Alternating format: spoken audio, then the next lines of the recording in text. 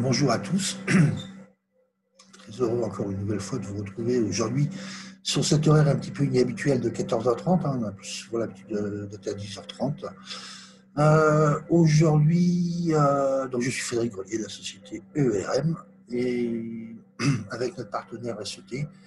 Aujourd'hui, on va faire une présentation sur le contrôle d'accès et surtout sur les solutions technologiques liées à cette fonction. Voilà. Moi, je vais juste vous expliquer le fonctionnement de la plateforme. Hein. Donc, cette plateforme, vous avez trois petits boutons. Vous avez le bouton QR, le bouton lever la main et le bouton converser. Pardon. Le bouton converser, en fait, ça vous ouvre un petit chat sur le côté où là, vous pouvez taper voilà, des messages pour nous, les conférenciers. Vous avez le choix, tous les conférenciers et les participants. Donc, vous pouvez envoyer des messages à tous. Ensuite, vous avez un autre bouton qui est QR. Là-dessus, donc, ce sont les questions-réponses que vous pouvez avoir au fil de la présentation. Nous invitions à y taper et en fait, avec Laurent, nous essayerons, on verra si c'est opportun ou pas opportun. Si Laurent sait que dans la présentation, derrière, il va y avoir la réponse, il ne posera peut-être pas tout de suite la question.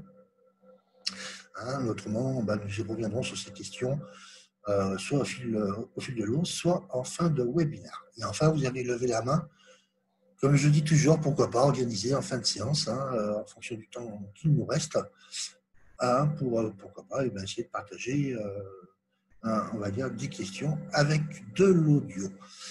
Voilà, il me semble que pour ma part, j'ai fini avec l'introduction. Donc, ce webinaire est en train d'être enregistré.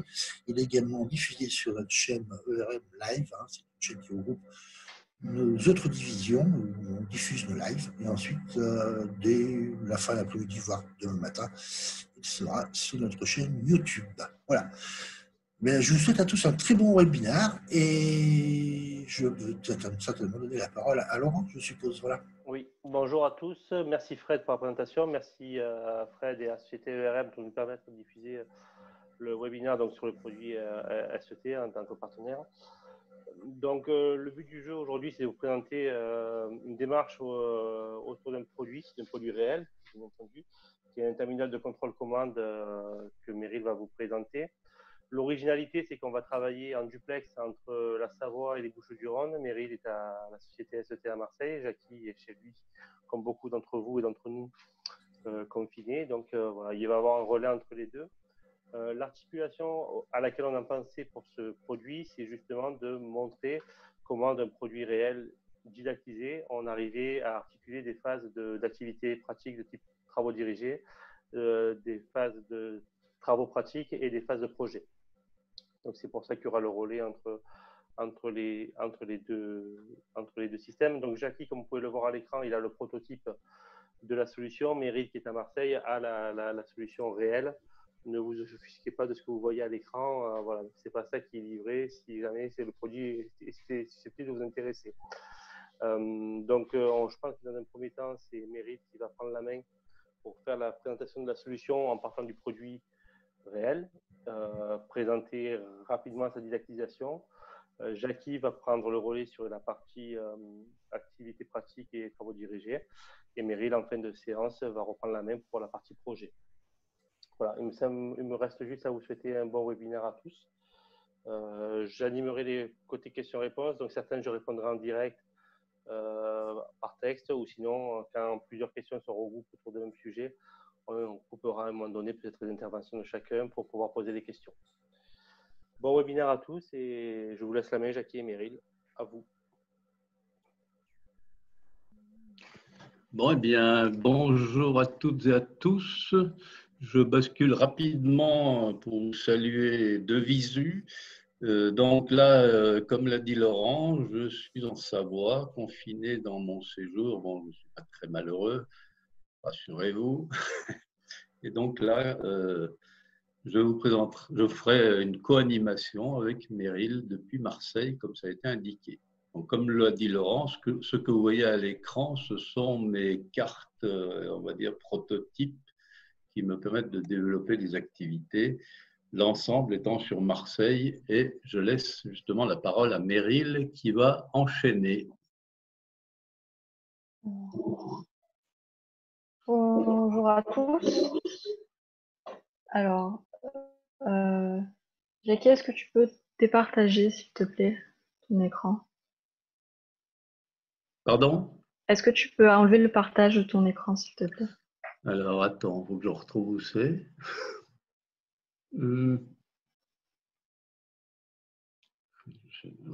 J'essaye, mais comment on fait? Il faut que j'arrête, en fait, non? Oui, vous m'entendez là? Jackie, là où tu as partagé ton écran au début, en bas, tu as, juste à côté de converser, tu as partagé l'écran, il faut appuyer dessus pour le... Voilà, c'est marqué arrêter, Jackie. En fait, tu as un petit bouton rouge marqué arrêter, tu arrêtes, voilà, tout simplement. Oui, c'est arrêté, c'est ça. Voilà, c'est ça, Voilà. nickel. Voilà.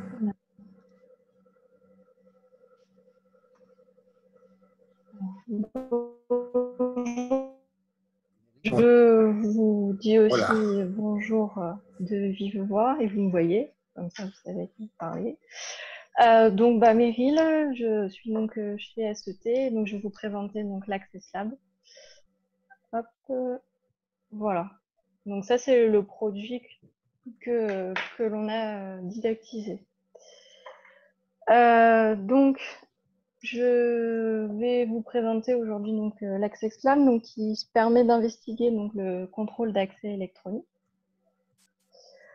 Alors pour ça je vais vous montrer donc comme ça vous verrez un peu mieux. Voilà le manuel de mise en service que l'on fournit donc avec le système. Donc il est composé donc d'une porte à battant donc à échelle réduite sur lequel sont installés donc 3 actionneurs donc classiques et que l'on trouve dans le commerce. Donc ici on a donc un verrou électrique à peine dormant, à peine piston pardon, de type ouverture en absence de courant. Ici on a une gâche électrique et ensuite on a également donc une serrure à débrayage électrique ici qui a un côté donc transparent qui permet de voir le système d'embrayage et de débrayage motorisé. Donc la gâche électrique et la serrure à peine dormante donc seront commandables par donc un terminal de contrôle commande, alors que la serrure à peine dormant, elle sera utilisable uniquement avec donc la carte Arduino, la carte électronique avec une carte Arduino donc, qui est fournie en plus du reste du système. Mais cela peut faire l'idée d'un projet, par exemple, pour relier, par exemple, cette gâche à notre terminal de contrôle commande. On fournit également donc un 4e actionneur, donc qui est une ventouse électromagnétique, donc qui est fournie donc dans la mallette pédagogique, une mallette que vous avez pu voir sur l'écran de Jackie tout à l'heure. Alors ensuite, donc on a également donc une carte électronique qui nous permet donc de nous permettre de commander certains actionneurs via donc le terminal ZKTECO. Donc la terminal ZKTECO qui est relié de ce côté de la carte. On y trouve également donc différents connecteurs qui nous permettent de brancher plusieurs types de composants, comme par exemple donc des lecteurs RFID, des systèmes Bluetooth qui nous seront utiles pour la partie projet. Donc nous avons également aussi donc un système un terminal de contrôle commande donc, qui est un ZKTECO donc qui se trouve ici. Donc ce terminal est un terminal donc, professionnel, donc, qui intègre 3 modes de contrôle. Donc on va avoir un contrôle donc, par reconnaissance d'empreinte. On va également avoir un contrôle par badge RFID et également par code. Donc ce terminal est également fourni avec un logiciel donc, sur PC et l'on peut communiquer à ce terminal de commande avec le PC via une liaison Ethernet de type TCP/IP. Alors, je vais vous montrer à quoi ressemble donc, ce logiciel. Donc, pour s'y connecter, il y a un mot de passe. Voilà. Et donc, lorsqu'on arrive sur cette interface, donc, on peut donc, rechercher donc, le matériel le terminal de contrôle commande pour pouvoir ensuite le programmer à distance. Et ensuite, on peut par exemple aussi contrôler à distance les portes et les serrures. Donc par exemple ici, donc moi là je me suis déjà connectée à ma serrure. Donc si j'ouvre la porte, ça va marcher parce que je fais ça.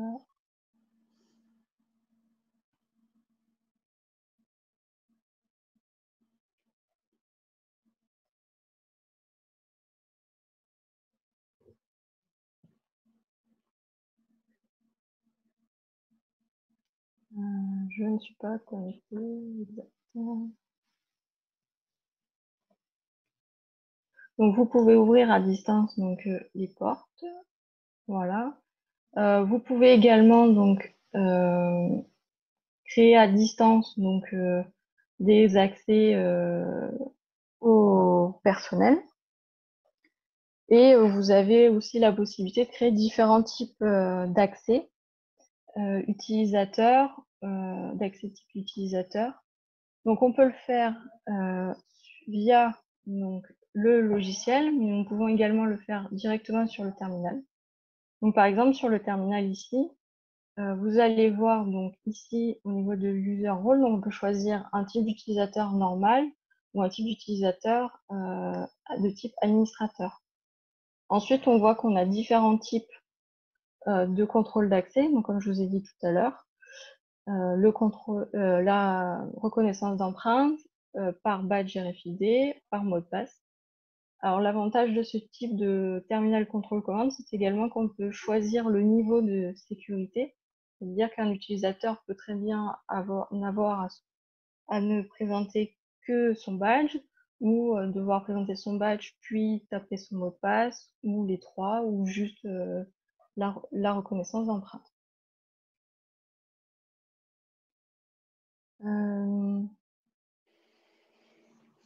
Donc voilà, je crois que j'ai fait le tour. Jackie, est-ce que tu as quelque chose à rajouter? Je vais prendre la main si tu veux. Comme, ouais, ça va. C'est à moi, non? Ouais, je vais te laisser continuer. Bon, alors il faut que je revienne. Si j'y arrive. Voilà, normalement vous êtes sur mon écran là. Ouais. Vous voyez mon écran? Tout à fait. Bon, c'est parfait. Donc, simplement rajouter une ou deux choses. Là, comme vous l'avez vu, il y a une carte électronique là, que nous avons développée chez SET. Bon, cette carte, comme l'a dit Meryl, est destinée à plusieurs choses, notamment pour connecter, pour gérer, on va dire, certains actionneurs comme la serrure que vous voyez là, qui est la serrure à débrayage motorisé, c'est le type chambre d'hôtel que chacun connaît, je suppose. Il y a un tout petit moteur qui permet d'embrayer, débrayer. Je vous ferai voir ça par la suite. Donc, cette carte permet de commander certains actionneurs qui ne sont pas gérés directement par le module, le terminal de contrôle-commande. Cette carte permet également de faire des mesures, notamment de tension, courant, etc., sur les différents actionneurs, sur la consommation du terminal, et ainsi de suite, de façon à avoir les consommations en énergie. Et ça peut être utile éventuellement pour certains projets de connaître évidemment les consommations si on veut réaliser un projet avec une alimentation autonome, par exemple. Alors, vous voyez ici toutes les possibilités de communication qu'on a mis en œuvre. Donc, vous voyez qu'on a du RFID, ça c'est l'existant qu'on a mis en œuvre. Hein. Donc, on a une commande d'alimentation du lecteur d'empreinte qui est sur cette carte qu'on voit ici. Alors, je ne veux pas trop la bouger, mais enfin bon, on y reviendra. Nous avons implanté un lecteur d'empreinte digitale de façon à l'avoir en permanence. Disons que à brancher, débrancher, ça peut poser des problèmes au niveau de la fiabilité de la connectique, on va dire. Donc, ce lecteur d'empreinte, dans une solution embarquée, on peut piloter son alimentation. Alors, je passe assez rapidement. Donc, nous avons les deux types de RFID, du RFID 125K, du RFID 13 MHz. Alors, ces cartes sont fournies dans la mallette pédagogique. Alors, on ne voit pas très bien, mais ici, par exemple, nous avons une carte RFID 13 MHz. Là, c'est la carte RFID 125 kHz. Alors, pourquoi on a mis les deux? Parce que la 125 kHz, c'est celle qui se trouve dans le terminal de commande. Donc, on a voulu fournir les deux modèles, sachant que le plus répandu, c'est le 13 MHz, c'est plus classique. Donc, nous fournissons les badges et ainsi de suite. Nous trouvons également un clavier série avec communication par I2C, on distingue ici ce clavier avec sa carte de communication I2C. Meryl en reparlera par la suite. Nous avons de la connexion Bluetooth qui est assurée par le software serial. Alors, je ne sais pas si je l'ai indiqué ici. Oui, là, voilà. Software serial, c'est un mode de communication série direct par Portcom. Et puis évidemment, c'est la communication entre la carte Bluetooth et la carte Arduino. Et puis évidemment, la communication Bluetooth va vers un smartphone ou quelque chose d'équivalent. Voilà, alors j'ai oublié d'en parler, mais il y a la RFID, par exemple, peut fonctionner avec le mode de communication SPI. Donc, j'ai dû oublier des choses, mais bon, peu importe. Tout ça pour montrer que nous allons chercher à développer au niveau de cette carte le plus possible, exploiter le plus possible les modes de communication, disons, offerts par cette carte Arduino. D'ailleurs, nous l'avons choisie spécialement, c'est une Leonardo, comme vous le voyez, puisqu'elle avait l'avantage d'avoir, entre autres, un hardware serial, pour ceux qui connaissent. Donc, c'est aussi une des fonctionnalités intéressantes. Voilà. Alors, je vais enchaîner. Alors, ceci, je vais réduire, puisque là, pour le moment, on n'en aura plus besoin. Donc, je vais enchaîner avec l'exploitation de ce système. Donc, il y a des activités, on va dire, de type travaux pratiques qui ont été développées. En particulier, je vais vous en montrer deux. Ils font appel à Lab Simulink. Et puis, ensuite, nous parlerons d'une autre pour terminer, enfin, pour ce qui me concerne. Donc, nous avons, par exemple, une activité qui consiste à travailler sur la gestion gestion du lecteur d'empreinte avec diagramme d'état, puisqu'il s'agit d'un système à événements, comme vous pouvez le comprendre. Donc, nous allons observer ça directement dès que j'aurai démarré le modèle. Et puis, évidemment, dans le cadre d'une activité élève, ils ont à établir ce diagramme d'état par observation, par exemple, du fonctionnement du terminal de contrôle commande. Alors, ça met un peu de temps, mais ça va venir. Du moins, j'espère. Pas de souci. Donc, ça finit de démarrer. Alors, au passage, je ne vais pas le montrer aujourd'hui, mais nous avons également des activités, on va dire, à caractère plus mécanique, entre guillemets, qui font appel à une maquette volumique SolidWorks. Et comme vous allez le voir, nous avons importé la partie opérative qui nous intéresse, c'est-à-dire la partie moteur et ainsi de suite, de notre serrure débrayage électrique. Et donc, on va pouvoir montrer l'animation qui va avec. Donc là, vous avez le diagramme d'état complet. Rapidement, hein, donc on détecte si le doigt est présent et puis si l'empreinte est OK. Alors, l'empreinte OK et OK, ça c'est embarqué dans le lecteur d'empreinte. Ce n'est pas le système à événements discrets qui le gère. Donc, si elle est OK, ça veut dire qu'elle ne correspond pas à une des empreintes préenregistrées. Si elle est OK, c'est que ça correspond. Et à ce moment-là, on va déverrouiller, puis reverrouiller. Donc, je fais juste la simulation. Là, je vais aller assez vite, mais c'est juste pour vous montrer les possibilités qu'on a développées. Alors, il faut que je...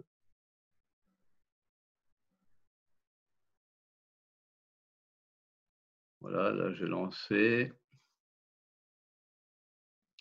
Alors, je vais commencer par une empreinte NOK.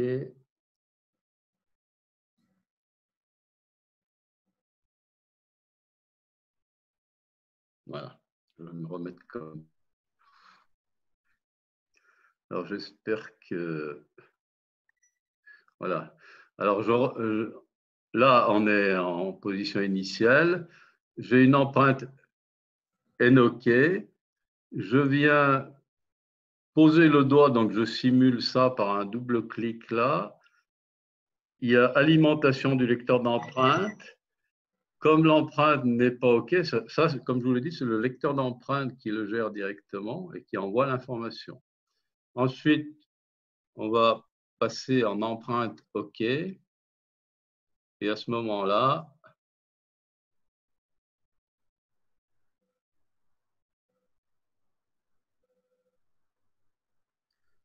alors, est-ce que vous avez vu le fonctionnement? Là, c'est en train de dérouler. Je vais vous montrer après la vidéo quand ça a déverrouillé et verrouillé, puisque là, nous avons enregistré la vidéo du correspondant. Donc là, j'arrête et je reviens. Il ne faut pas que je fasse des clics de partout. Voilà. Donc, quand on est passé au déverrouillage, on a eu, voilà. Donc là, le déverrouillage, ça consiste à pousser sur ce petit poussoir qui va permettre d'embrayer la serrure. C'est-à-dire que là, je remets ma caméra, du moins j'essaye. Voilà. Donc, ça, c'est le côté intérieur. Je montre rapidement le principe parce qu'on travaille assez régulièrement dessus. Là, côté intérieur, comme vous le voyez, ça c'est l'intérieur de votre chambre d'hôtel. Vous pouvez manœuvrer la serrure quoi qu'il arrive. Par contre, côté extérieur, actuellement, la serrure est débrayée. Donc, comme vous le voyez, ça n'agit pas. Et quand je vais pousser sur ce poussoir, là, donc c'est ce que fait le petit moteur que vous avez ici et qui correspond à ce que vous voyez à l'écran là, eh bien, on va observer que ça alimente le moteur. Voilà. Alors, est-ce que j'ai loupé quelque chose? Alors, j'essaye de passer la vidéo. Je crois que j'aille trop vite.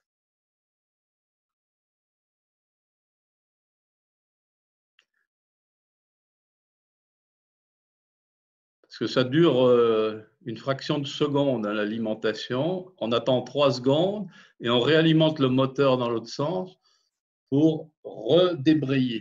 C'est-à-dire que quand le poussoir est en bas, la serrure est embrayée. Donc, je vais vous le montrer directement. Voilà. Là, on ne voit pas trop, mais j'ai alimenté de façon à pousser vers le bas. Et là, la serrure est bien embrayée. Donc là, si je... Voilà. Là, on voit que de l'extérieur, on peut manœuvrer la serrure.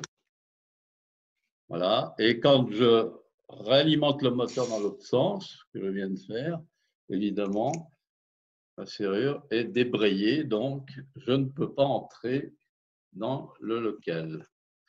Donc ça, c'était un exemple de ce qu'on peut faire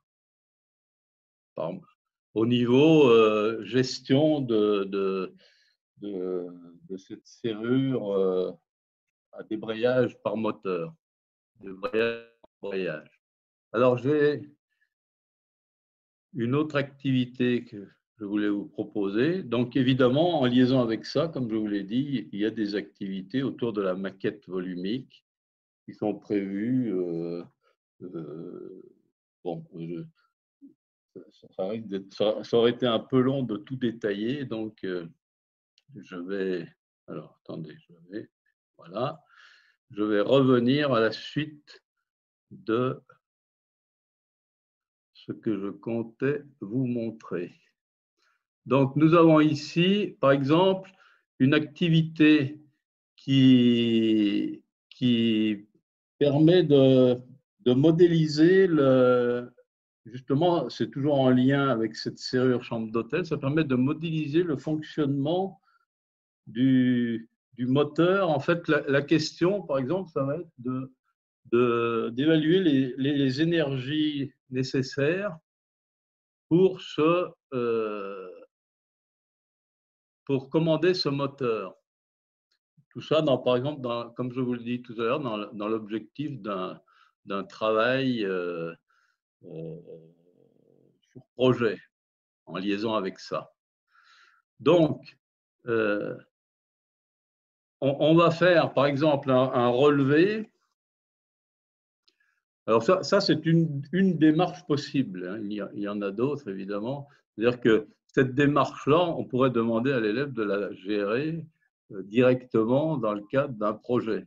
Là, on en gère une partie dans le cadre d'un travail pratique, hein, qui concerne l'approche comportementale d'un produit. Donc, on se dit combien de temps on fait fonctionner ce moteur sur un cycle d'ouverture-fermeture, et puis évidemment, après, on va évaluer le nombre de cycles et ainsi de suite pour arriver à l'énergie. Alors, si on peut faire des relevés, donc voilà, un relevé qui montre que ce moteur fonctionne pendant 0,1 seconde. Et ça, c'est pour l'embrayage. De la même façon, pour le débrayage. Alors ça, ce sont des mesures qu'on a fait avec la carte, justement, Arduino, qui est disponible. Donc ici, nous avons le courant. Donc là, on voit qu'on a une pointe de courant. Et puis, c'est le démarrage du moteur, évidemment. Il s'agit d'un moteur à courant continu. Et ça, c'est la tension d'alimentation. Alors, on a le temps d'alimentation. Donc, c'était 0,1 seconde pendant 3 secondes. Alors, on peut se demander ensuite, est-ce que c'est trop long ou trop court? Alors, évidemment, il y a des chances que ce soit suffisamment long, mais on va observer que c'est justement beaucoup trop long par rapport à ce qui est nécessaire.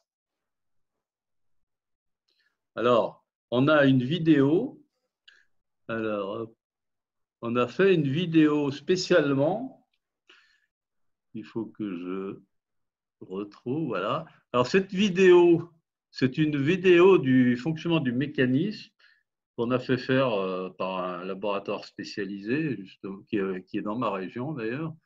C'est l'ONERA, qui fait des essais de soufflerie, et ils ont des caméras à haute vitesse. Donc là, on a un film à 1000 images par seconde qui nous permet d'observer ce qui se passe. Alors là, je vais passer assez vite, mais c'est juste pour vous montrer ce film. Alors l'idée, c'est qu'on sait qu'on a 1000 images par seconde. Là, on arrive à compter le nombre d'images qui passent pour faire fonctionner. Évidemment, chaque image dure 1 millième de seconde, donc 1 milliseconde.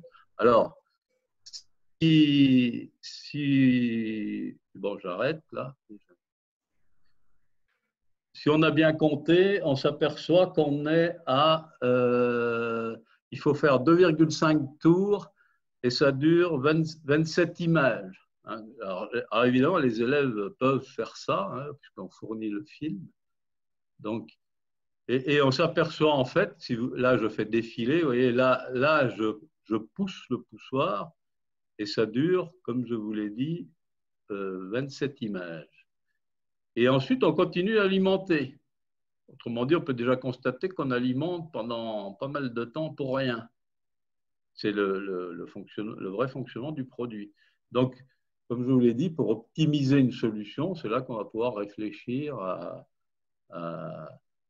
cette problématique. Alors, dans cette activité, donc, déverrouillage, 27 images, 1000 images par seconde, ça fait 0,027, donc 27 millisecondes. On a pu observer également que le moteur, ça c'est juste accessoire, mais non, c'est pas accessoire, c'est-à-dire qu'en fait on a pu observer que l'alimentation, on l'a vu précédemment, elle durait 100 millisecondes. Par contre, le moteur, lui, fonctionne pendant 150 millisecondes. Donc, il y a évidemment le ralentissement une fois qu'on a coupé l'alimentation. Bon, on a une durée de fonctionnement qui est nettement trop grande, puisqu'il nous faut 27 millisecondes. Et là, il fonctionne en tout 150 millisecondes. On va dire qu'on a 100 millisecondes utiles. Alors, on peut essayer, ça peut faire l'occasion de voir un peu ce qui se passe sur le plan physique. En fait, en prenant le graphe caractéristique du moteur, on peut dire combien de temps il est censé mettre pour faire les 2,5 tours, d'après les calculs de physique. Alors, si on utilise des formules de base, je vous fais grâce des calculs, c'est des calculs très simples, hein, c'est du U égale E plus RI, connaissant la constante de FM, on en déduit le temps qu'il va mettre pour faire les 2,5 tours. Alors, d'après les formules de base, il est censé mettre 10,7 millisecondes pour faire 2,5 tours. Alors que là, dans la vidéo, on a vu qu'il y avait 27 millisecondes. Donc, il y a quand même un rapport de 2,5. Ce ne sont pas les imprécisions de mesure qui peuvent expliquer le rapport de 2,5. Donc, c'est là que si on veut un peu affiner, pourquoi est-ce que la formule de physique ne fonctionne pas? Donc, on avait développé un petit modèle qui permettait de… Alors, voilà, access mode 1, oui, c'est ça. Voilà, multiphysique. Alors, théoriquement, c'est celui-ci. Oui. Donc, nous avons un modèle qui va intégrer le moteur et ainsi de suite. Et là donc, on a notre signal de commande, voilà, qui dure 100 millisecondes. Signal de commande, évidemment, d'alimentation du moteur. Là, il y a un relais, une source 12 volts, le moteur à courant continu, que voici. et puis la chaîne cinématique qui va avec. Alors, toutes ces valeurs, évidemment, ne sont pas pifométriques, entre guillemets. Hein. On a procédé à une identification assez poussée des différentes grandeurs qui vont autour, l'inertie, les frottements, etc. On a monté un petit banc d'essai pour ça. Et puis là, on pilote la partie opérative et on va regarder ce qui se passe. Le but étant évidemment de justifier pourquoi il nous a fallu 27 millisecondes au lieu de 10 millisecondes. Alors évidemment, si on demande à des élèves de travailler là-dessus, là, mes explications durent quelques minutes. Vous imaginez bien que niveau travail élève, ça risque d'être un peu plus conséquent. Mais donc, il y a des investigations qu'on peut faire pour justifier ensuite Parce que si on a calculé 10 millisecondes, par exemple, et puis qu'on dit ce n'est pas la peine de commander pendant 100 millisecondes, je vais mettre 10, on va s'apercevoir que ça ne pourra pas fonctionner. Et pourquoi? C'est là qu'on va pouvoir l'observer à partir du modèle. Alors, qu'est-ce qui se passe? Là, on retrouve le U-moteur et le I-moteur qu'on avait mesuré sur le vrai système. Et qu'est-ce qu'on observe? Eh bien, on observe que, en fait, dans la formule qui est de physique de base dont j'ai parlé tout à l'heure, on considérait que N moteur était constant. En fait, la vitesse par était constante. La vitesse part de 0, elle n'atteint pas le régime établi instantanément. Donc, on s'aperçoit en fait que pour faire les 2 tours et demi, vous voyez, là je compte le nombre de tours, tout ça, ça a été aménagé dans le modèle. Hein. Ici, j'ai une sonde oméga θ dans mon modèle, et là j'ai la vitesse angulaire, on dit N moteur, et puis là j'ai le déplacement angulaire, donc qui va me permettre d'établir le nombre de tours. Et je m'aperçois, par exemple, que, alors, il faut que je prenne ma loupe. Alors là j'ai donné tout le graphe, mais si je veux aller regarder un peu finement ce qui se passe, sauf que là, j'ai fait trop finement. Voilà, on va faire comme ça. En fait, nous avons 2 tours et demi à faire. Et 2 tours et demi, on s'aperçoit qu'on met bien environ 27 millisecondes. Alors pourquoi? Eh bien, évidemment, à interpréter, c'est relativement simple, c'est-à-dire que notre moteur ne fonctionne qu'en phase de démarrage pour piloter l'embrayage, débrayage de la serrure. Il est tout le temps en régime transitoire, il n'atteint pas de régime établi. Donc, les temps qu'on calcule ne sont pas calculables avec la formule de base déduite de U égale E plus RI.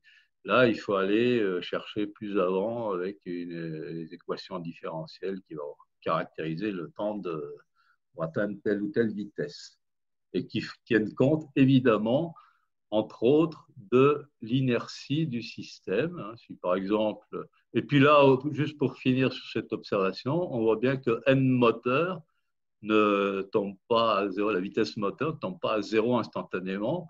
Là, on a coupé l'alimentation et il va mettre un certain temps qui correspond environ aux 0,15 secondes qu'on avait observé. Alors, on peut au passage montrer l'influence de telle ou telle grandeur. Par exemple, l'inertie qu'on avait mesurée, si on la modifie, c'est elle qui va jouer essentiellement sur les temps de démarrage. Si là, au lieu de mettre 1,8, je mets 2,8, alors c'est faible, 2,8 exposant moins 8, c'est faible, mais ça joue. Là, j'ai presque multiplié l'inertie par 2.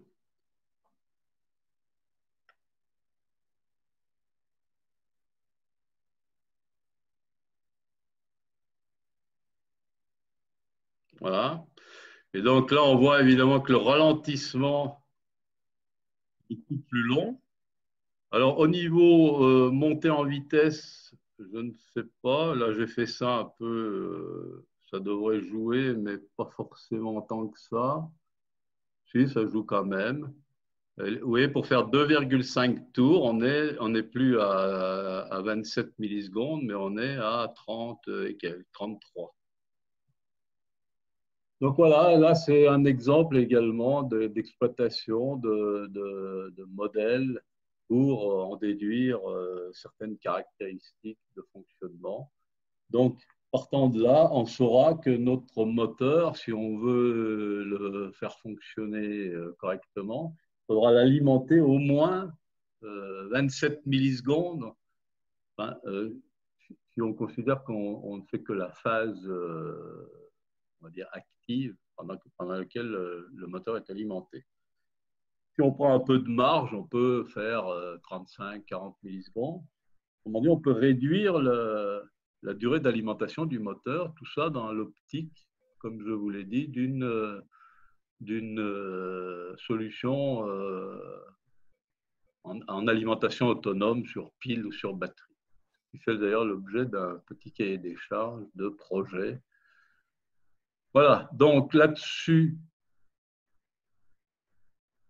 je vais juste...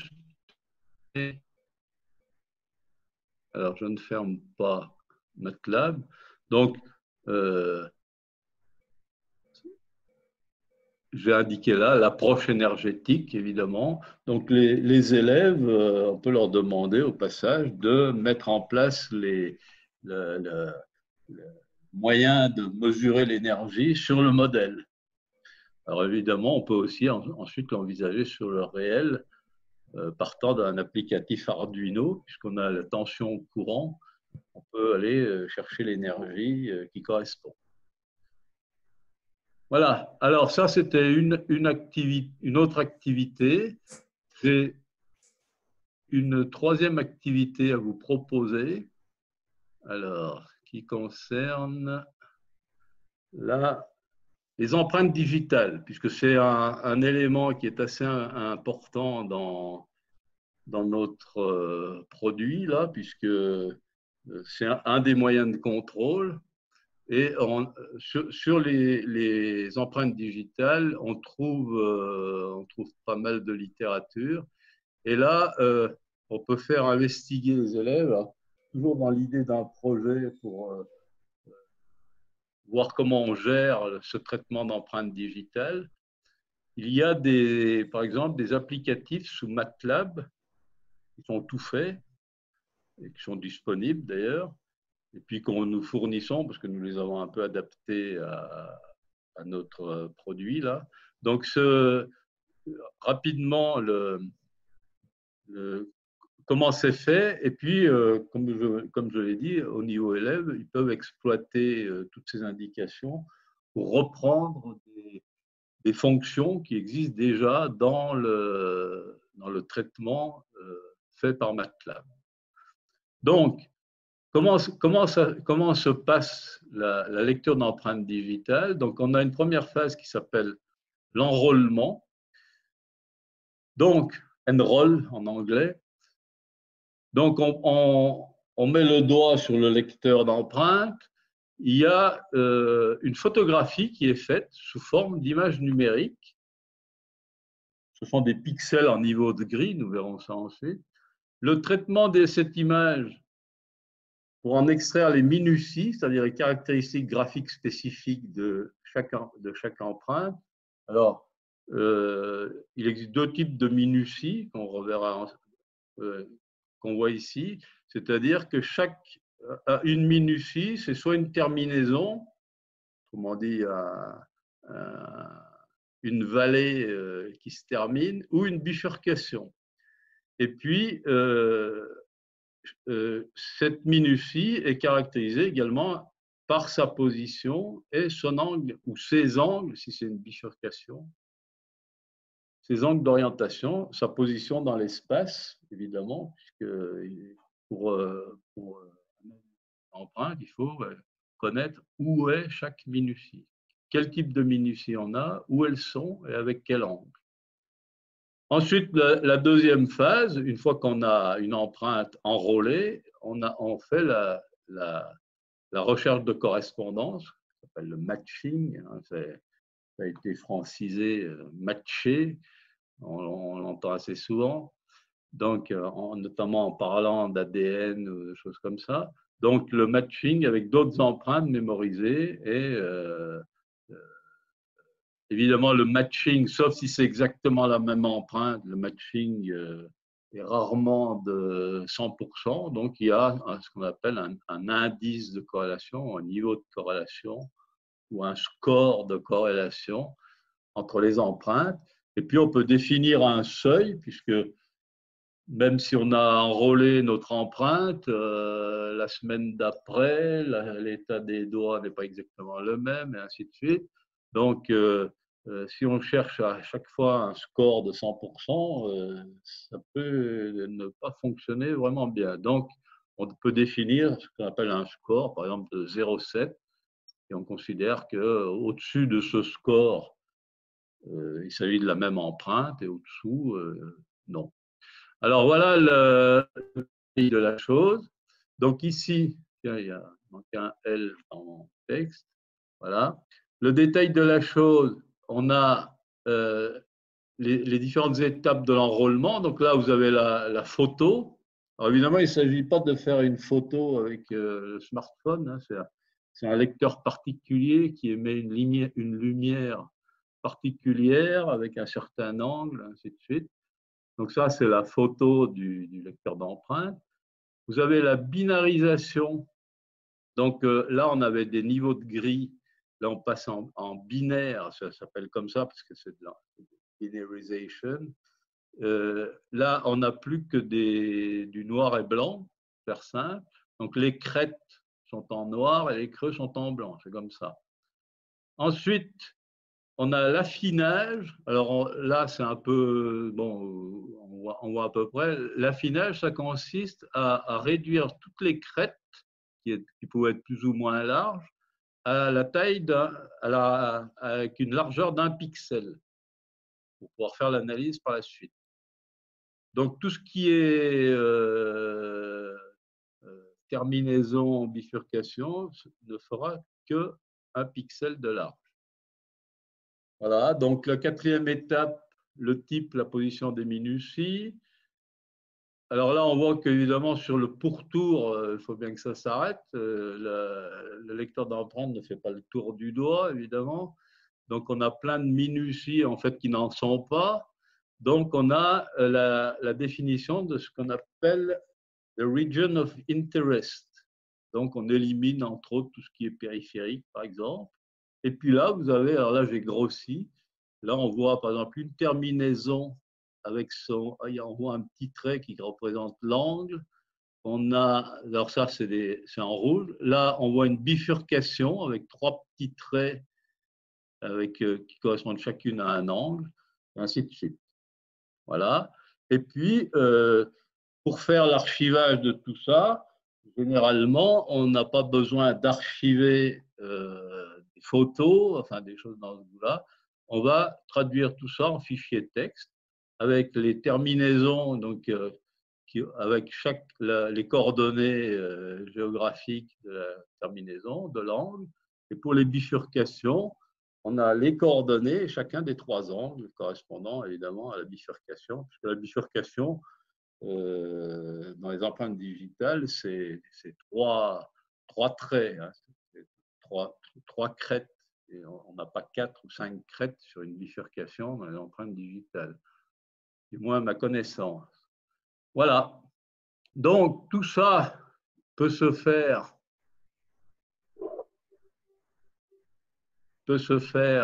avec, comme je vous l'ai dit, un traitement d'image par MATLAB. Alors, je vous montrerai après l'outil qui permet d'acquérir l'image de l'empreinte. Donc, il faut que je revienne à empreinte digitale. Empreinte digitale. Voilà, donc là, j'ai un exemple. Donc là il s'agit simplement de traiter une empreinte. Là, il n'y a pas de matching. Donc, il s'agit de fichiers MATLAB. Ce sont des fichiers en code MATLAB. Donc, c'est celui-ci que je vais… Alors, juste, on peut regarder comment il est fait, puisqu'il utilise toutes sortes de fonctions, évidemment, qui sont déjà intégrées, enfin, qui concernent le traitement d'image et qui sont intégrées dans MATLAB.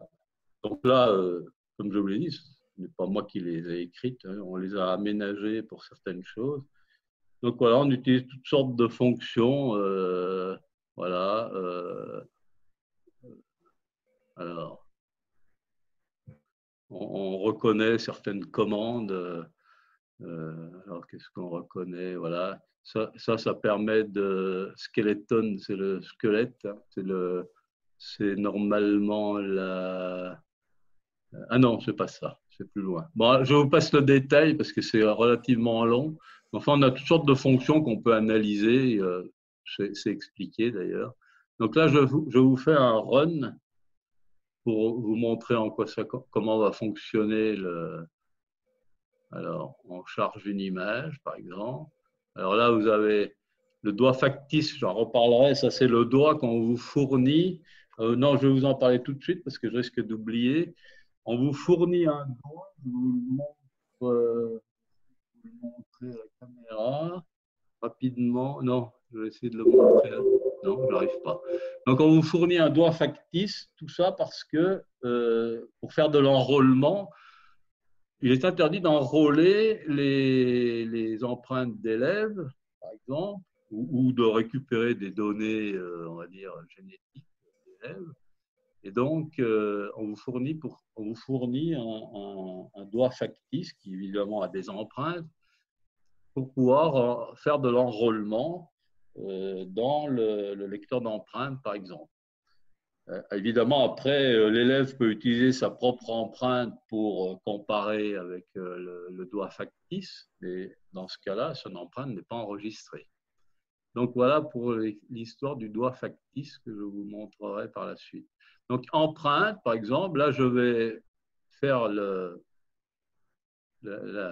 traitement d'image sur… Alors, ça y est, voilà. Donc traitement d'image sur cette empreinte. Donc là, on peut définir un seuil de binarisation. Donc, je rappelle, c'est le seuil, la binarisation, ça consiste à… Là, on est en niveau de gris, ça consiste à passer en noir et blanc.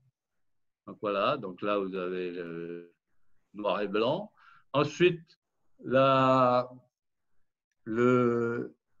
l'affinage, entre guillemets, donc qui permet d'avoir les crêtes, d'ailleurs qui étaient en noir, elles passent en blanc, elles font toutes 1 pixel de large. Et là, on peut voir, par exemple, qu'on a des bifurcations, des terminaisons, et ainsi de suite. Là, on fait la recherche de minutie. Donc, c'est ce fichier-là hein, qui fait tout ça, évidemment. Donc, voilà toutes les minuties qui ont été détectées, dont, évidemment, tout le tour, on a des terminaisons, comme je vous l'ai dit. Et on a un premier filtrage, alors je vous passe le détail, mais qui permet d'éliminer des minuties qui semblent pas pertinentes. Et puis, on a la définition d'une zone d'intérêt, region of interest. Alors, ça peut être soit automatique, soit manuel. Je peux le faire à la main, c'est-à-dire là, je vais tracer une zone. Plus simple, c'est de le faire en automatique. Voilà. Donc, ce que vous voyez qui reste là, alors en rouge, ce sont des terminaisons, en vert, ce sont des bifurcations. Donc ça, ce sont les minuties caractéristiques de cette empreinte qui ont été détectées par l'applicatif MATLAB. Et puis là, il reste à définir l'orientation. Donc là, on ne voit pas très bien, mais tout à l'heure, je vous l'ai montré. Là, on a des petits traits qui correspondent aux angles. Et puis, on peut faire l'export de ces minuties dans un fichier texte. Et puis, ce fichier texte, on l'a là-dedans. Il s'appelle empreinte, si j'ai bien vu, mais il a une date. Donc, c'est celui que je viens de sortir, là, où on a la liste. On avait 32 terminaisons, 12 bifurcations, et là, on a les caractéristiques de toutes ces données. Voilà. Donc ça, c'est ce que on peut faire avec un logiciel donc, de traitement d'image, avec des fonctions de traitement d'image de MATLAB. Alors, je vais fermer MATLAB parce que normalement, j'en ai plus besoin. Je vais juste simplement vous montrer maintenant comment on peut faire l'acquisition d'une image. Alors, ça se ferme, oui. Voilà. Donc, l'acquisition d'une image. Donc, je vais utiliser. Alors, on peut utiliser soit. Alors, c'est une image. Je vais réduire ici. C'est une image que je vais acquérir sur mon lecteur d'empreintes, qui est fourni, donc qui est déjà installé, câblé, prêt à fonctionner. Donc, je reviens à… Alors, il y a deux possibilités. C'est soit on peut le faire entièrement en code Arduino, éventuellement on pourrait aussi l'envisager d'ailleurs en Python. C'est Meryl qui reprendra la parole par la suite. Donc, on peut faire ça directement dans Arduino ou on peut le faire avec un applicatif Windows qui est fourni. Alors, pour utiliser cet applicatif, il faut charger quelque chose dans la carte Arduino pour assurer la communication directe entre le lecteur d'empreintes et le PC. Et là, la carte Arduino ne sert que d'aiguillage. Donc, j'ai ceci, je vérifie qu'il ne me manque rien, parce que là, vous voyez, en particulier, il faut que j'alimente mon lecteur, sinon il va s'éteindre.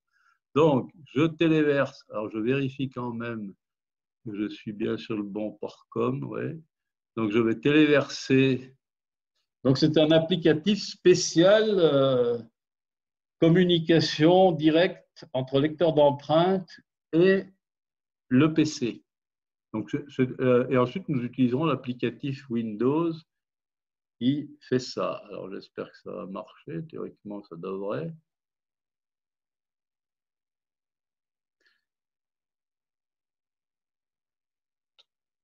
Ce qu'il y a, c'est que comme j'étais dans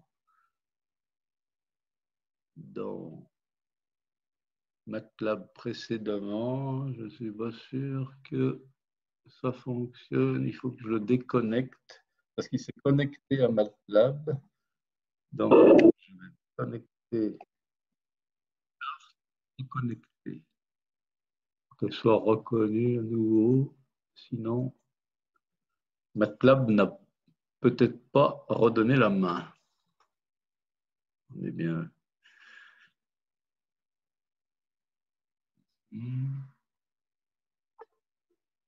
Voilà, donc là, comme vous le voyez, ça c'est bien fini. Ça, c'est quand on jongle entre différents logiciels qui ont tendance à se connecter au périphérique. Donc là, j'ai bien téléchargé cet applicatif. Ensuite, au passage, vous avez peut-être vu j'utilisais le COM3. Donc, je lance cet applicatif Windows maintenant, qui permet donc de faire toutes sortes de choses. Je vais vous le montrer assez rapidement. Donc, ici, je vais établir la connexion en COM3. Voilà. Donc, Open Device Success. Et là, par exemple, je vais pouvoir, par exemple, c'est là que je vais vous le montrer, utiliser le fameux doigt factice qui se bat. Le doigt factice, c'est celui-là. Alors, ce doigt factice, il a la particularité. Alors, ça, c'est un doigt de magicien qu'on trouve sur Internet, mais celui-là a la particularité qu'on lui a. Enfin, c'est pas gravé, c'est moulé des empreintes digitales. Alors, c'est des empreintes digitales d'un inconnu, comme le soldat. Voilà. Donc, théoriquement, ce doigt factice a déjà été enrôlé. Donc, par exemple, je vais pouvoir faire du search, c'est-à-dire que je vais lui demander de voir si l'empreinte que je vais mettre est déjà en mémoire. Voilà. Donc, vous voyez, là, j'ai mis mon index qui n'est pas en mémoire. Alors, théoriquement, si je mets le doigt factice, ça devrait matcher. Ah non, j'ai mal mis. Je recommence. En principe, il a été enrôlé. Donc. Voilà, ça a été bien. Vous voyez, donc Fine Same Finger, donc il a bien été reconnu, donc ce doigt a bien été enrôlé. Évidemment, je rappelle, normalement, c'est le seul doigt, entre guillemets, qu'on a le droit de mémoriser.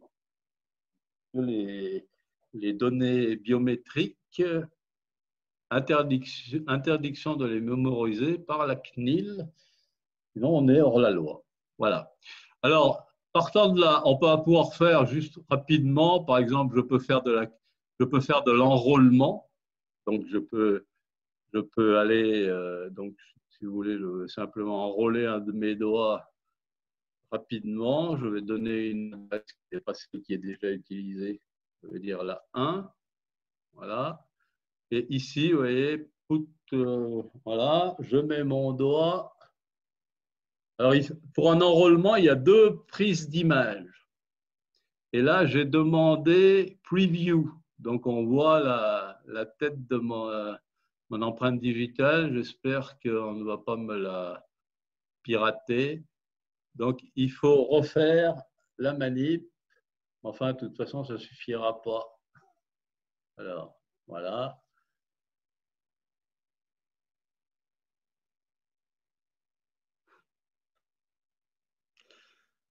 Voilà. Donc, vous voyez que mon index a été enrôlé. Donc, ici, on peut faire également, donc, on peut faire de la capture. Voilà. Donc, c'est là qu'on va générer un fichier bitmap. Alors, très bien, oui. Je remets je suis un peu de côté, donc c'est un peu compliqué.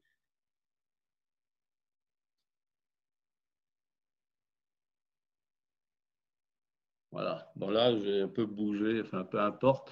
Donc, voilà, cette image-là qui correspond au doigt factice, je peux la sauvegarder sous forme de fichier bitmap que je pourrais ensuite traiter, comme je vous l'ai montré, avec MATLAB, par exemple, ou d'autres outils. Bon, il y a d'autres possibilités que je passe. Et comme je vous l'ai dit précédemment, on peut également faire toutes ces manipulations directement dans Arduino avec les bibliothèques associées à ce lecteur d'empreintes. Comment dire, faire de la reconnaissance d'empreintes, de l'enrôlement, et ainsi de suite. Bon, je vérifie par rapport à ce que j'étais censé exposer. Alors, technique. Bon, mais je crois que j'ai à peu près fini là, dans l'immédiat. En plein dans les temps. Je reviendrai éventuellement. Donc, je pense qu'on va repasser la parole à notre amie Meryl, qui est très modeste, mais tout à l'heure, elle a quand même oublié de dire qu'elle est ingénieure en informatique. Et donc, les développements Python et assimilés, c'est quand même un peu son domaine de compétence. Voilà. Voilà. Alors, si Meryl veut reprendre la main sur son PC, ou alors on reste comme ça, je ne sais pas. Oui, je vais juste reprendre un peu la main, j'en ai pas pour très très longtemps. Si Jackie, tu peux. Donc, Jackie, il faut que tu arrêtes. Faut que je dégage. Il faut que tu fasses arrêter. S'il te plaît. Arrêter. Voilà. Merci. Super. Hop. Voilà. Donc, comme Jackie l'a dit tout à l'heure, on peut également donc utiliser donc la carte Arduino donc pour des projets. Notamment, donc là, je vais vous présenter rapidement donc un projet avec lequel je vais utiliser donc le lecteur d'empreintes que Jackie vient d'utiliser, avec un module donc Bluetooth qui est fourni dans la mallette pédagogique. Et donc, le but de ce mini-projet, ça va être via la carte, lorsque l'on va présenter donc, une empreinte sur le lecteur d'empreinte, la carte Arduino va récupérer les informations et les transmettre donc à un programme Python qui va, suivant l'information qui lui arrive, renvoyer renvoyer au module Bluetooth donc une information qui va être communiquée donc sur le téléphone. Donc pour cela, pour développer donc le programme Python, j'ai utilisé pour ma part la plateforme donc, Spyder, donc, qui est un environnement de développement Python qui est libre d'accès. Donc c'est pour ça que je l'ai choisi. Il est assez facile d'utilisation puisque donc nous avons ici sur la gauche donc le programme Python que l'on rédige et l'on peut lancer via une console Python donc, qui pour ce coup-ci tourne sur le PC et voir donc les résultats du programme Python. Donc j'ai implémenté donc sur ma carte Arduino donc un petit programme Arduino qui va lire l'empreinte et qui va ensuite retransmettre ces informations donc via le port C. Et donc si on démarre donc l'application donc en alors, attendez.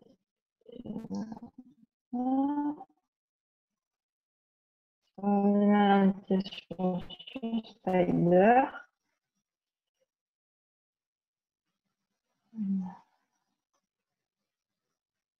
Voilà. Donc là, j'ai démarré. Donc si je passe mon doigt, voilà. Donc là, il a bien détecté l'empreinte et le module Bluetooth donc a envoyé un message donc à une application qui est Bluetooth Terminal, donc qui est une application également gratuite. Et là, on a bien le message OK qui a été transmis, qui confirme que c'est la bonne empreinte qui a été détectée. Là, dans ce cas, je mets donc, par exemple mon doigt. Donc, un message KO qui va être envoyé.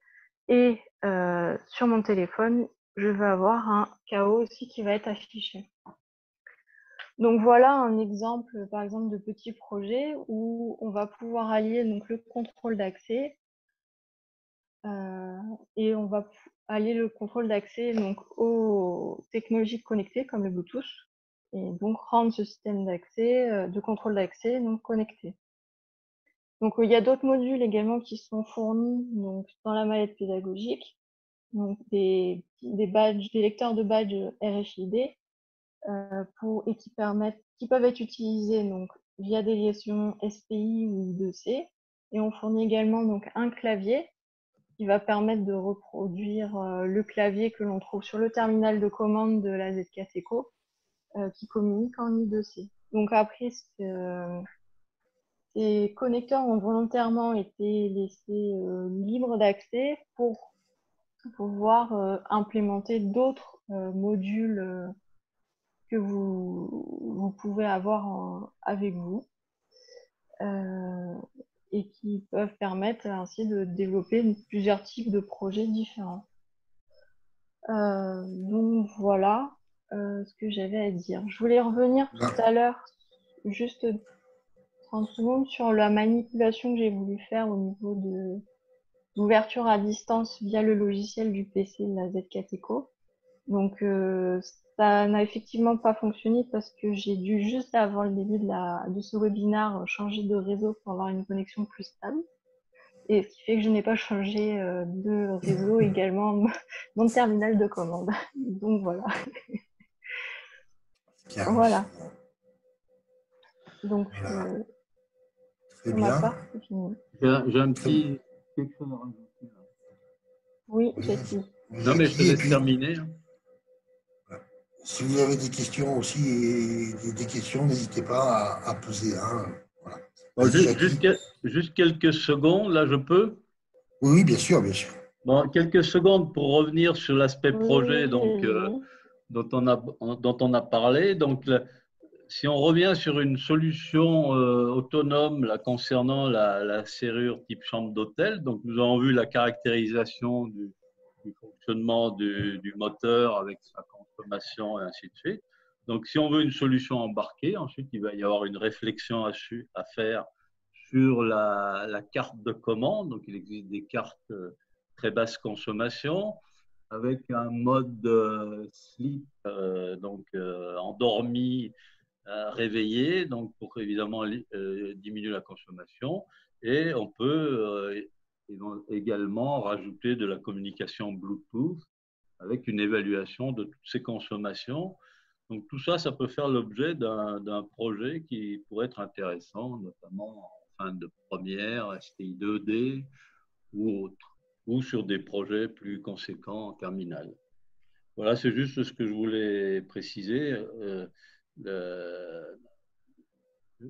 Pour mettre en avant toute cette exploitation au niveau projet, avec les différents actionneurs disponibles, puisqu'on a beaucoup parlé de la serrure débrayable, mais il y a également un travail comparatif à faire entre avec la serrure à peine piston que vous a montré tout à l'heure Meryl, et puis le type gaz électrique ou ventouse électromagnétique, tout cet aspect fonctionnement, consommation, et ainsi de suite, qui permettent d'établir évidemment des comparatifs au niveau mise en œuvre, consommation, et ainsi de suite. Voilà, c'est ça que je voulais rajouter. Et donc, comme je vais conclure pour ce qui me concerne, je vous remercie de m'avoir écouté et j'espère vous avoir intéressé. Voilà. En vous souhaitant une bonne continuation, une bonne reprise pour ceux qui vont reprendre éventuellement dans quelques temps. Eh ben, on te remercie beaucoup, Jackie. Hein, c'était super intéressant. Encore une fois, pour ma part, j'ai appris plein de choses. Donc, ces webinaires sont vraiment quelque chose que j'apprécie aussi, moi, en tant que spectateur. Voilà. Je ne sais pas s'il y a des questions. Laurent, est-ce que tu veux rajouter quelque chose? Non, je n'ai pas vu beaucoup de questions passer, donc j'ai répondu. C'était de l'ordre du détail, donc il n'y a pas eu de souci majeur à ce niveau-là. Nous ne sommes pas très nombreux, donc si vous voulez lever la main, à la rigueur, on peut faire une petite séance là, une dizaine de minutes à l'oral, hein, c'est avec plaisir. Alors, une question sur le niveau. Pour quel niveau? Donc, le système, le but de. Nous, on a surtout ciblé sur un niveau STI 2D première terminale, sachant qu'il y a des choses qui peuvent être intéressantes à exploiter également en sciences de l'ingénieur ou en NSI, voire en seconde. Ce n'est pas un système dédié seconde ou ce n'est pas ce que je suis en train de dire. Il est très pertinent le système en STI 2D. Et il peut être pertinent après en complément sur les autres sections que je viens de citer. Voilà. Tu valides, Jackie? Oui, mais bien sûr. Il y a comme on l'a dit, il y a pas mal de travail à base d'informatique, par exemple, mais pas que, puisqu'il y a également des développements au niveau de la mécanique. J'ai oublié d'en parler, par exemple, on a fourni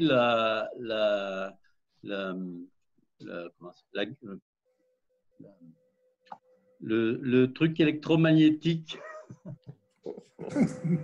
La ventouse électromagnétique, j'étais en train de me chercher. La fatigue, là, je commence à se faire sentir. Donc, la ventouse électromagnétique n'a pas été montée. À l'origine, on pensait la monter sur le bâti de porte, mais on l'a laissée dans la mallette pédagogique, puisqu'on peut envisager, par exemple, de caractériser sa caractéristique principale, c'est que c'est une ventouse 60 kg. Donc, on peut imaginer de fabriquer un petit banc de mesure pour valider ou pas ces 60 kg. Donc, il y a des choses sur le plan mécanique qui sont envisageables. De même, dans le cadre de projets, comme je l'ai dit, sur une solution autonome, on peut réfléchir puisque ça existe tout fait évidemment, On n'a pas inventé la serrure chambre d'hôtel, comme tout le monde l'a bien compris, mais on peut réfléchir à l'aspect design, construction d'un boîtier, etc. Donc, en liaison avec tout ce développement, on va dire, d'autonomisation de cette serrure. Voilà un peu des exemples qu'on peut envisager. On a une question dans la même veine, Jackie, sur quels sont les prérequis pour effectuer les activités? Il y a des activités qui sont assez facilement abordables dès la première, hein, notamment sur par exemple, sur alors, tout dépend de ce qu'on veut aller. Par exemple, si on veut simplement caractériser le moteur, moyennant, disons, un peu une découverte de l'outil MATLAB Simulink. Ensuite, il s'agit simplement de l'exploiter. Hein. Il n'y a pas de difficulté particulière. Pareil pour les diagrammes d'état. Comme on a pu le constater, c'est c'est plutôt simple. Donc, ça peut faire l'objet d'une activité assez tôt dans le cursus.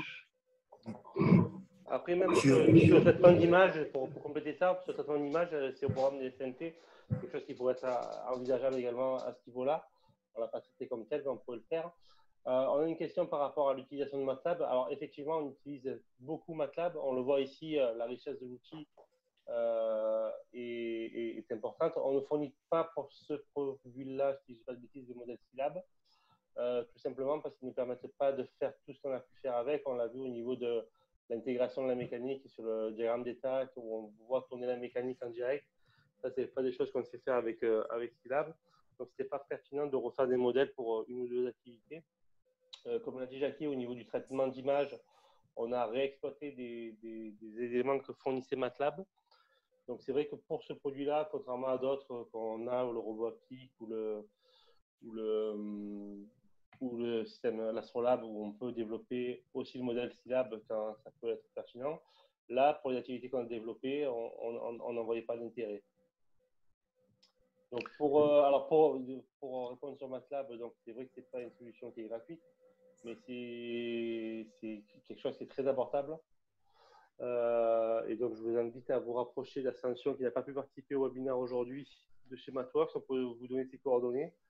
Et donc, c'est une licence établissement annuelle pour quelques centaines d'euros où les élèves ont le droit d'essayer chez eux et ce genre de choses. Donc, on n'a pas d'action chez MathWorks. Par contre, ils sont très disponibles et ils nous aident dans le développement. Et là, pour le coup, ce qu'on a pu voir aujourd'hui, je pense que si je ne dis pas de bêtises, Jackie, sur Scilab, on aurait eu quelques difficultés à le faire. On peut en faire une partie, mais bon, notamment l'intégration de la mécanique, pas simple. Une autre question, les modèles de simulation sont-ils open source? Non. Voilà. Par contre, tout ce qui est il y a la partie traitement d'image. Voilà, hein, tout à fait, voilà. Ouais, toute la partie, c'est ce que j'allais dire. Mais on l'a quand même aménagé, c'est-à-dire que si on trouve ça en cherchant bien dans chez MathWorks, tout ça, il y a des choses, mais notamment on a travaillé avec Ascension Visigno-Coutry, donc qui est ingénieur MathWorks, et il a fallu faire on va dire des aménagements pour que ça fonctionne correctement. Voilà. Après, il y avait une demande également sur, je ne sais pas si tu l'as vu passer, Laurent, sur le prix du système. Je ne sais pas bon. Mérite, tu as le prix sous les yeux? Je sais pas. Non, je n'ai pas le prix. On répond d'ici 2 minutes. Voilà. Alors après, pour M. Jacques Durand, les activités autour de la mécanique et de la maquette, oui, il y a des activités autour de la maquette numérique et de la mécanique. Hein. C'est bien ça, Jackie? Oui, bien sûr, ce que disait Jackie, c'est vrai qu'on était très centré autour de l'électronique aujourd'hui, mais comme l'a dit Jackie, après on fera des projets en méca pour de l'intégration ou ce genre de choses, également des activités en mécanique. Donc, ce qu'on peut faire, c'est M. Jacques Durand qui l'a demandé, on peut vous renvoyer par mail après derrière la liste d'activités. Comme ça, vous pouvez jauger possibilités avec le système. La serrure chambre d'hôtel est entièrement maquettisée sous SolidWorks. Et elle est fonctionnelle, ce n'est pas un simple dessin. C'est-à-dire qu'on peut animer toutes les pièces, ce n'est pas simple. Ce n'est pas que la partie moteur, hein, comme je l'ai dit. Il y a toute la serrure qui fonctionne en maquette numérique SolidWorks. Qu'est-ce que je crois qu'on a fait un petit peu le tour, des questions. On m'a posé une autre question. Voilà. Il y a eu des problèmes chez certains de connexion. Donc, elle sera sur YouTube concernant l'ERM ce soir, voire demain maximum. J'essaierai, même si c'est un peu férié. Et j'avais un dernier mot. Vas-y, Jackie, vas-y. Juste un dernier mot, parce qu'on n'en a pas parlé. Évidemment, il y a toute la description SysML qui va avec ce système. En fait, on en a 4, puisqu'on a 4 possibilités d'actionneurs. Donc, en fait, on a fait 4 SysML, puisque en fonction de l'actionneur qu'on utilise, on n'aura pas les mêmes diagrammes. Ils ne sont pas tous identiques au niveau gestion, entre autres. Donc, 4 SysML pour le prix d'un, si vous voyez ce que je veux dire. Voilà, juste il y a une autre question là qui vient, une deuxième. Sur la maquette numérique, est-elle liée à la simulation? Il me semble que toi, tu as importé je parle sous ton contrôle, Jackie, tu as importé dans MATLAB la maquette numérique SolidWorks. Oui. Une partie de la maquette numérique SolidWorks. Voilà, la partie moteur et ce qu'on a vu qui vient engager qui vient pousser le. Oui. Tibitonio. La maquette complète de cet actionneur, là, celui d'un actionneur, la maquette complète existe en SolidWorks et j'ai importé uniquement la partie qui nous intéresse, c'est-à-dire l'embrayage, débrayage avec le moteur. Et puis on voit en arrière-plan, disons, le boîtier qui reçoit tout ça. Mais c'est qu'une partie de la maquette SolidWorks. On a la question sur les diagrammes SysML, je pense, c'est savoir s'ils sont open. Donc, ils sont fournis avec le système, ils ne sont pas open source, c'est-à-dire que vous ne pouvez pas les rediffuser. Ils sont liés, bien sûr, à l'achat de la maquette. C'est ce que vous achetez, entre guillemets, quand vous achetez la maquette. Mais il m'a envoyé par SMS le prix, c'est 1 390 €, hors taxe, en coup de port. Alors, on me demande l'adresse. Je vais vous donner l'adresse générale de SET Didacte. Voilà, contact@setdidacte en un seul mot.com, c'est bien ça? Non, c'est info. Excusez-moi. On a encore oublié quelque chose. Oui, c'est sûr, Jacques, il n'a pas tout dit. On n'a pas trop insisté, mais c'est quand même un des points importants qu'on a voulu développer. Il y a tout l'aspect réseau qui apparaît dans ce produit, puisque, comme vous l'avez vu, il y a de la liaison TCP/IP par Ethernet vers un PC d'utilisation, mais on peut également, le terminal de cette Cateco là, dont on parle, supporte également le protocole Viegand, RS485, RS232, ainsi de suite. Et on les a sortis sur la carte, entre guillemets, Arduino, des connecteurs qui vont permettre d'investiguer, d'exploiter ces types de protocoles de communication. Oui, on a à nouveau une remarque donc, par rapport aux diagrammes qui ne sont pas open. Donc, ils ne sont pas open, c'est à l'instant où on ne les fournit pas sous licence open source. Par contre, on fournit les sources. Donc, bien sûr, vous pouvez les modifier. C'est-à-dire qu'on a l'export PDF qui est généré et je crois HTML aussi. Mais on a également les sources Magic Draw, qui est celui que la plupart des gens utilisent. Donc, comme vous avez les modèles SolidWorks, vous avez aussi les modèles Magic Draw. Ça, vous pouvez le modifier à votre guise, avoir un peu d'utilisation au sein de votre classe sans aucun souci. Bien sûr, heureusement. Oui, okay. C'est un peu la politique au niveau de tous nos supports. Donc, il est quasiment 16 heures. D'habitude, je vous dis bon appétit, là, je vais vous dire peut-être bon goûter. C'était encore un plaisir de vous retrouver. Donc, j'ai tapé dans le chat info@sct.com. Donc, n'hésitez pas à revenir auprès de Laurent Méril qui répondront à ces questions. Donc, on a des remerciements. Voilà. Donc, M. Godin qui nous dit que c'était très instructif et Jacques Durand qui nous dit que merci pour tous pour cet énorme boulot. Merci d'être présent à toi, Jacques. Merci d'être présent à toi, Jacques. Je te promets que la prochaine fois que tu m'appelles, j'essaie de te répondre, mais tu vois, je fais beaucoup de webinaires. Donc, sur ce, juste pour information, le prochain, je vous ai dit, pour ceux qui n'étaient pas encore fermés, on va s'intéresser un petit peu à la techno au collège en cycle 4 avec un projet autour de la protection d'œuvres d'art. Ce sera mardi matin à 10h30. Donc, n'hésitez pas à m'envoyer un lien. Vous avez mon mail en principe dans le retour d'inscription, si jamais vous n'avez pas l'invitation, parce que je vais peut-être pas trop oser en envoyer des invitations sur les lycées. Peur que ça vous fait quand même à chaque fois beaucoup d'emails que vous recevez de ma part. Donc, voilà, n'hésitez pas à revenir vers moi au cas pour vous inscrire. Donc, je vous remercie, Jackie, merci beaucoup. Au plaisir. Laurent Méril également, merci de voilà. Je remercie Fred pour l'animation, merci Méril, excuse-moi t'as coupé. Merci Jackie, merci à tous d'avoir suivi le webinaire. J'espère que vous êtes restés jusqu'au bout, ça vous a intéressé. Donc merci à tous et on va voir éventuellement, vu que pour les lycées, le confinement va durer un petit peu encore.